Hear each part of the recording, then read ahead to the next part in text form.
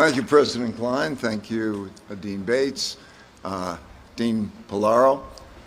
Congratulations to the class of 2026. Congratulations also to all the parents, the grandparents, the brothers, the sisters, and all of the family and friends who have been with the graduates through their journeys.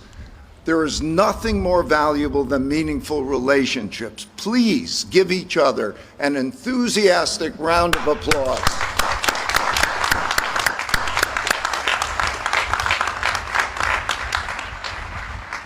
I'm thrilled to be your commencement speaker because it's an opportunity for me to tell you, who I view as myself 55 years ago, what I've learned in the 55 years since I've graduated from LIU that, hopefully will be of some help to you.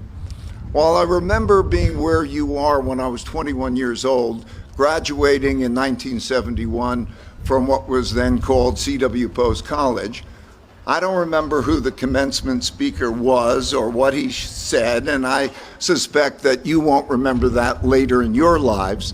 But all I remember was nursing a hangover from celebrating the hard night before and being elated at graduating and reflecting on how hugely LIU had an impact on my life in improving my life. You see, I got into LIU on probation because I was a lousy high school student with a rebellious nature. I remember hating high school because it seemed to me that most of my education consisted of teachers forcing me to memorize what they wanted me to remember, which included a lot of useless stuff, and it didn't help that I had a very bad rote memory. At the same time, I loved playing markets, which is where my attentions went. I got hooked on playing markets when I was 12 while working as a caddy at the Links Golf Club, which was not far from here. The stock market was hot, and the people I caddied for would walk around with me and we would talk about stocks. So I took the money that I earned and I put it in the stock market. The first stock I bought was the only stock I heard of that was selling for less than $5 a share. I thought I could buy more shares so that if they went up, I'd make more money, which was a dumb strategy. The company that I bought was about to go bankrupt, but I got lucky. Another company acquired it. It tripled in value. I thought this game is easy, and I became hooked on playing this investment game at 12. So at the time when I came here, I hated school. And I loved playing markets until I got into Post. I loved being here because I could take classes that interested me and engaged me in quality thinking. And I did well. And so I went on to Harvard Business School, which was another eye-opening learning experience. When I was 19 and a sophomore here, I learned something that I found even more powerful than my formal education. The Beatles went to India to learn to meditate, and they raved about it, so I learned to meditate, which has been invaluable to me. Meditation gives you an equanimity, aligns your subconscious with your conscious mind, and it is also restful and healthy. It also gives you a sense of spirituality. What I mean by a sense of spirituality is connection to the whole. You have a sense of connection of where you are within the context of the whole. So as a graduation gift to those of you who want it, I'm going to give you lessons in transcendental meditation. It is the most valuable gift that I can give anyone. Over my 55 years since graduating, I've learned a lot about how life works and how to deal with it in order to be successful, including what being successful really is. I learned that life is a journey of discovery in which the goal is to understand your own nature and find the right path to suit you. That there is nothing more important than having good principles to guide you. By principles, I mean ways of handling certain situations. Over my lifetime, I've accumulated hundreds of principles, which is far too many to cover in this 15 minutes that I have with you.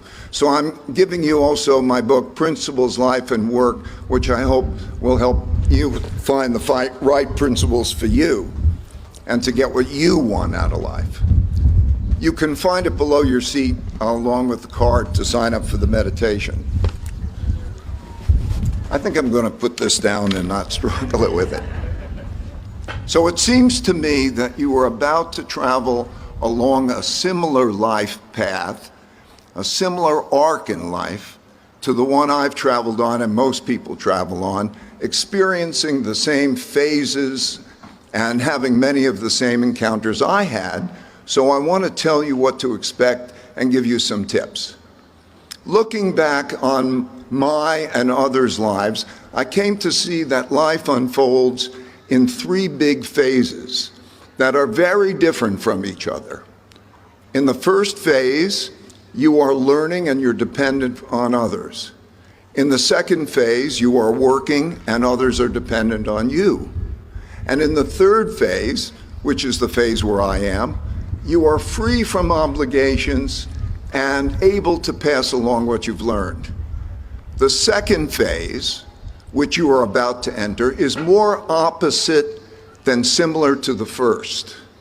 Rather than being in an education program and having instructors, you will guide yourself to achieve your goals, and you will encounter thrilling opportunities and painful setbacks, which, if you reflect on well, will teach you what you want, what you're like, and how to be successful. You will learn that thinking for yourself, making painful mistakes and learning from them, and knowing how to deal with what you don't know is what is most valuable.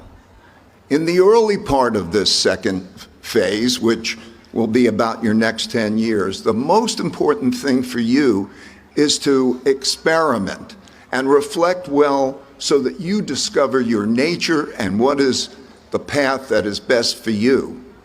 When entering this phase 2, you are almost certainly making the mistake of thinking you know more than you actually know, especially if you got good grades in school. You don't yet have a clue about what life is really like, and you don't yet know what being successful really means for you, let alone what to go after and how to get it. You couldn't possibly know these things because you haven't yet experienced or thought about what you will encounter. In the first phase, your teachers and parents typically led you to believe that success is a matter of learning what you were taught and not making mistakes. And you were taught to take pride in what you know. That probably made you a bit arrogant, like I was a bit arrogant when I graduated from here. But it is living life and encountering your realities that will teach you. The question is, will you learn well?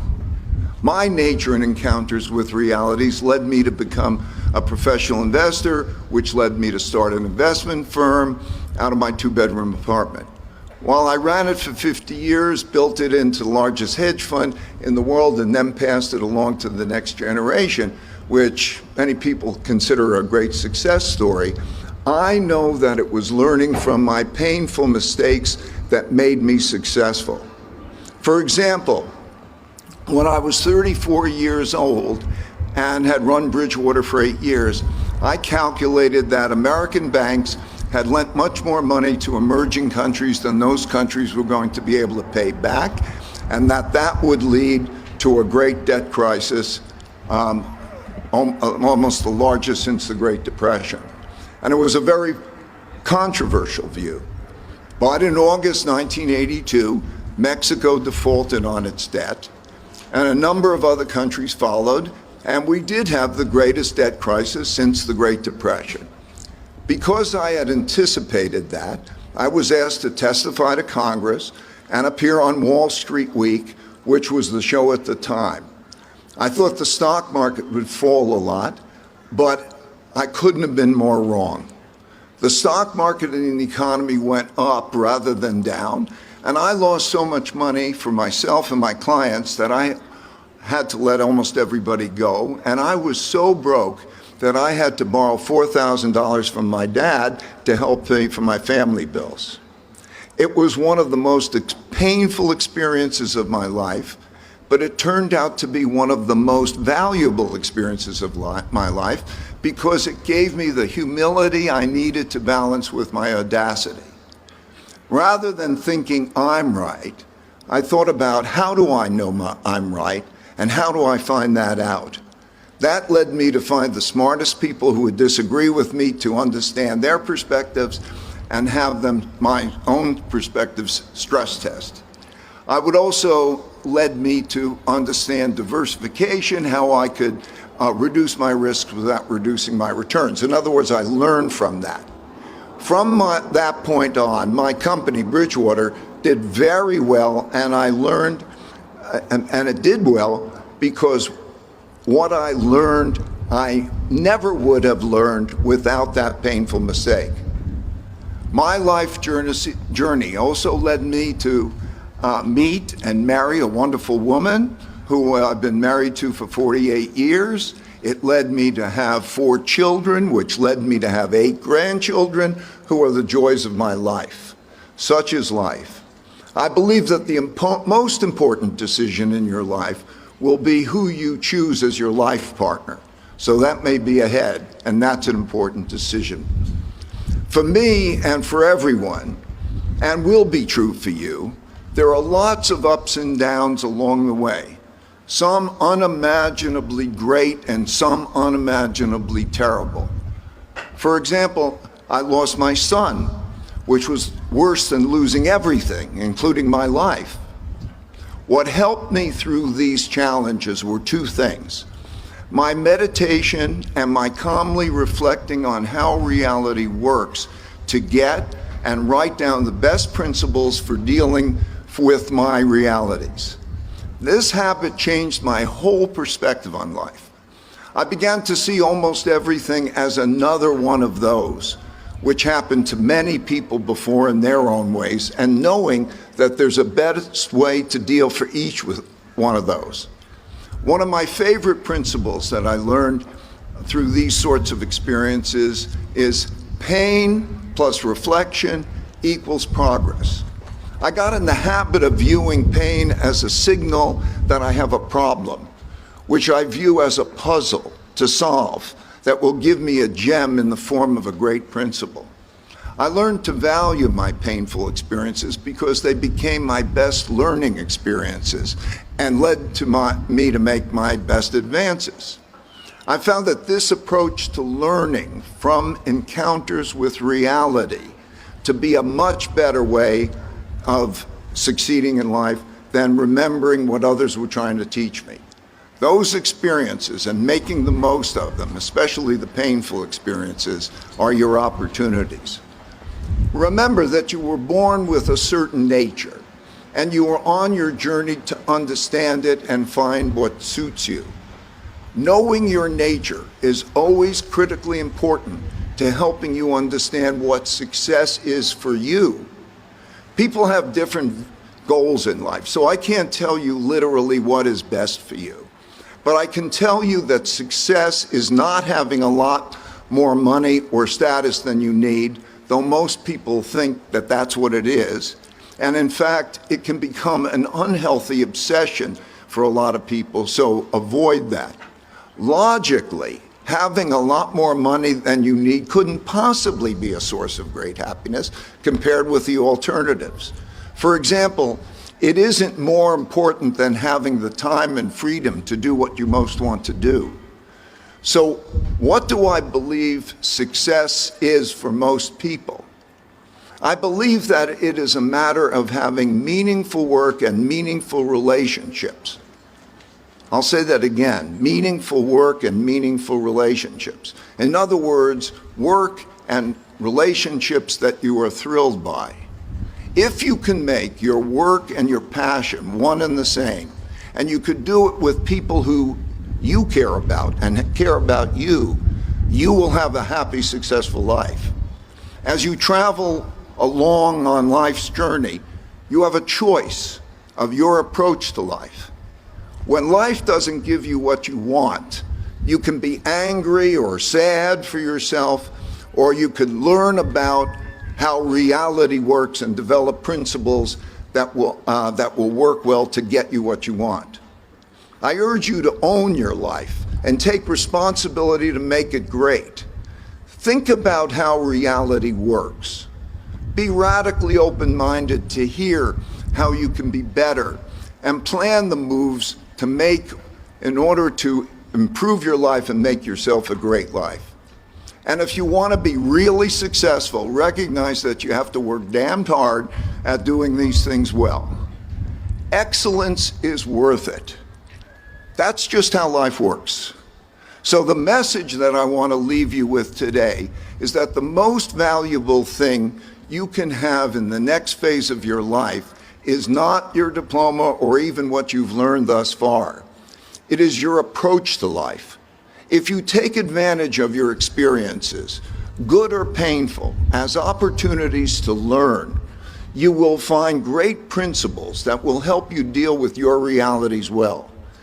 In the process, you will discover your nature and find excellent work and excellent relationships that will suit you, which will give you the best possible life.